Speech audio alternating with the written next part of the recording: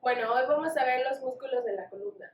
Empezaremos por el esternocleidomastoideo, que se origina en la porción esternal, el manubrio del esternón y en la porción clavicular en el tercio medial de la clavícula, es decir, en esta parte de aquí.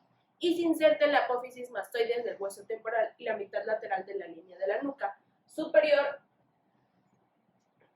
de la línea superior del hueso occipital.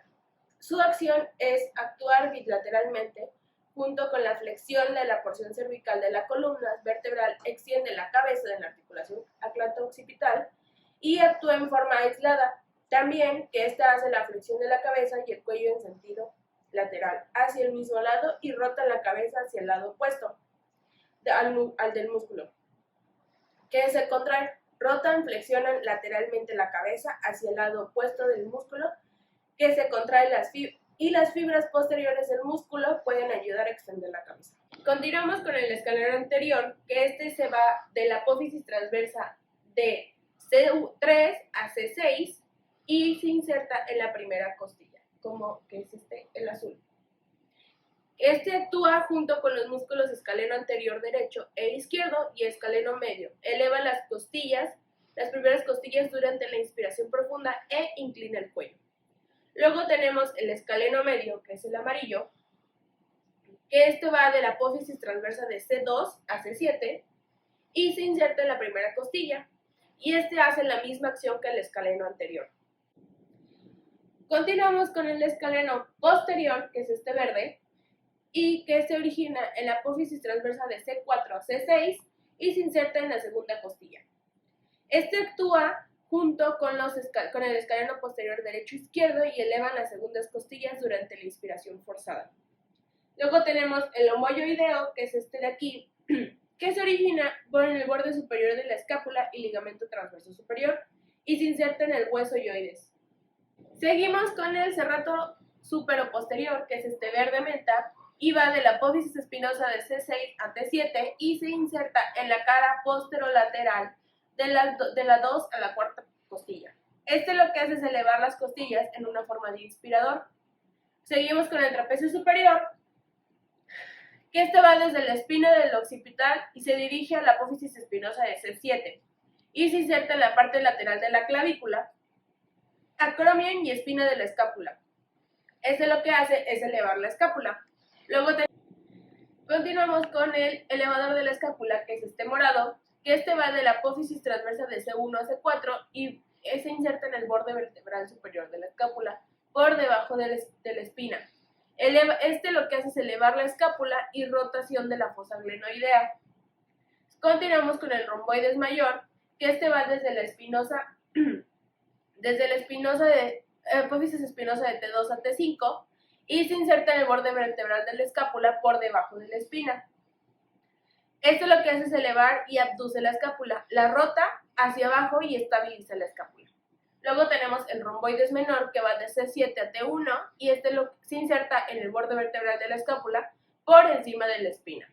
Este lo que hace es elevar y abducir la escápula, la rota hacia abajo y la estabiliza la escápula. Luego tenemos el trapecio inferior, que este va desde la apófisis espinosa de T6 a T12 y se inserta en el borde inferior de la espina de la escápula. Este lo que hace es rotar el omóplato orientado hacia arriba de la cavidad glenoidea. Y seguimos con el serrato posterior inferior, que este va de la apófisis espinosa de T11 a L2 y se inserta en la cara lateral de las últimas 4 costillas. Este lo que hace es bajar las costillas en una forma de espirador. Bueno, ahora tenemos el dorsal ancho, que este va desde la apófisis espinosa de T2 a L5, en las vértebras lumbares, crestas del sacro y el ilion las 4 costillas inferiores a través de la fascia toracolumbar. Y también se inserta en el surco intertubercular del húmero. Este lo que hace es extender, abducir y rotar el brazo en sentido medial a la altura de la articulación del hombro. Tracción del brazo en sentido inferoposterior. Y tenemos también el iliopostal, que es este verde que va aquí, continúa hasta acá, Este se origina de cervical, de costillas de la 1 a la 6, en torácico, en costillas de 7 a 12, en lumbar, en la cresta ilíaca. Y se inserta en cervical, en la apófisis transversa de C4 a C6, en torácico, en las costillas de la 1 a la 6, en lumbar, en las costillas de la 7 a la 12, y lo que hace es actuar junto con los músculos de cada región, cervical, torácica y lumbar, y mantiene la postura erecta de la columna vertebral que corresponden a las respectivas regiones. Cuando actúan solos, estas regiones flexionan lateralmente las zonas de la columna vertebral que corresponden hacia el mismo lado del músculo contraído. Tenemos también el oblicuo externo del abdomen, que es este azul, y va de la costilla de la 5 a la 12 y se inserta en la cresta ilíaca y línea alba. Lo que hace es actuar juntos y comprime el abdomen y flexiona la columna vertebral. Actuando de forma aislada, flexionan lateralmente la columna vertebral, en especial el segmento lumbar, y la rotan. También tenemos el oblicuo interno del abdomen, que va desde la cresta ilíaca, el ligamento inguinal y fascia toracolumbar, y se inserta en el cartílago de las costillas 7 y 10 y línea alba. Actúa juntos y comprime el abdomen y flexiona la columna vertebral. Actuando en forma aislada, flexionan las vértebras, en especial el segmento lumbar, y la rotan. Luego tenemos el recto del abdomen, que va del borde superior del pubis por medio de un pequeño tendón de 2 a 3 centímetros y se inserta en la cara anterior de 5 a 7 cartílagos costales y apéndices sifoides. Luego tenemos que es el recto anterior del abdomen, que van del borde superior del pubis por medio de un pequeño tendón de 2 a 3 centímetros y se inserta en la cara anterior de la quinta al séptimo cartílago costal y apéndices sifoides. Lo que hace es flexionar la columna vertebral, en especial el segmento lumbar, y comprime el abdomen para ayudar a la defecación, la micción y la expiración forzada y el parto. Luego tenemos el transverso del abdomen, que va de la cresta ilíaca, ligamento inguinal, fascia lumbar y cartílago de la costilla de la 5 a la 10, y se inserta en la apófisis sifoides y línea alba y pubis, y lo que hace es comprimir el abdomen. También tenemos el cuadrado lumbar, que es verde, que va de la cresta ilíaca y ligamento iliolumbar y se inserta en el borde inferior de la costilla 12 y L1 y L4.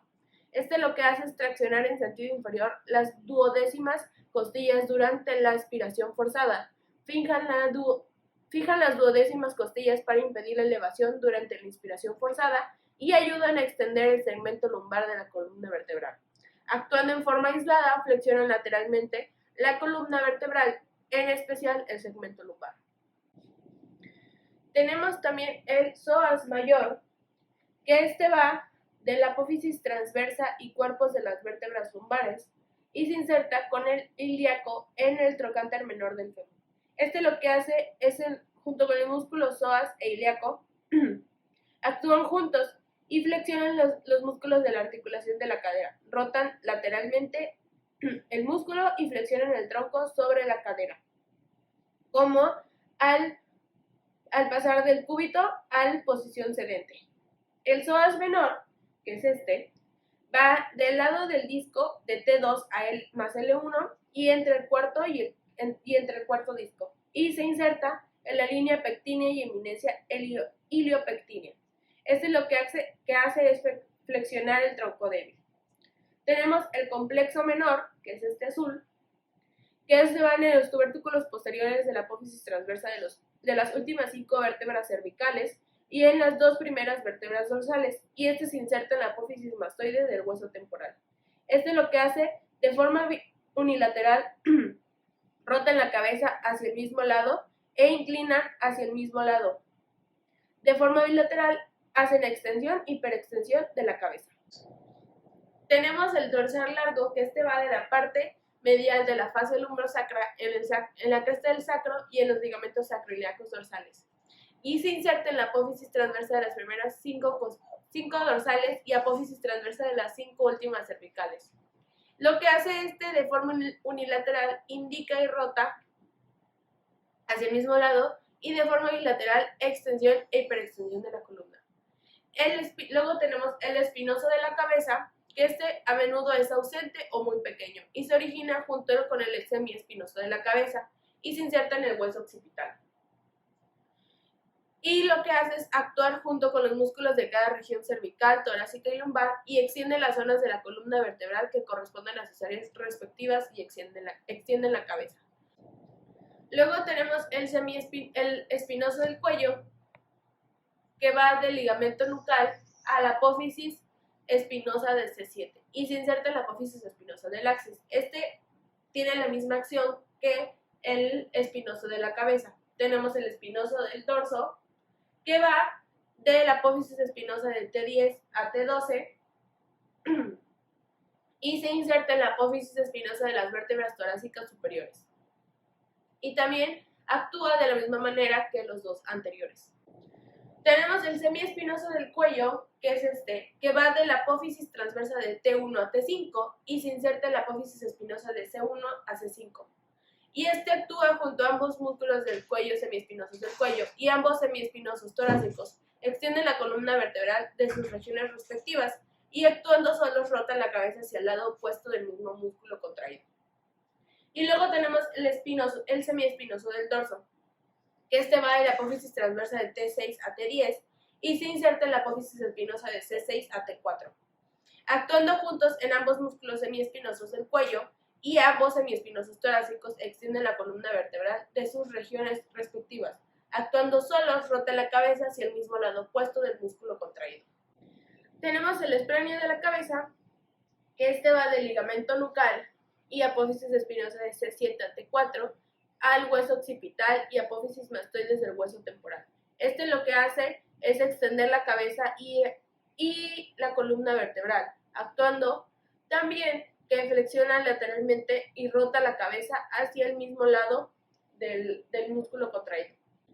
Tenemos el esplenio del cuello, que va de la apófisis espinosa de T3 a T6 y se inserta en la apófisis transversa de C1 a C2. Y lo que hace es extender la cabeza, flexionar lateralmente o rota la cabeza hacia el mismo lado del músculo contraído.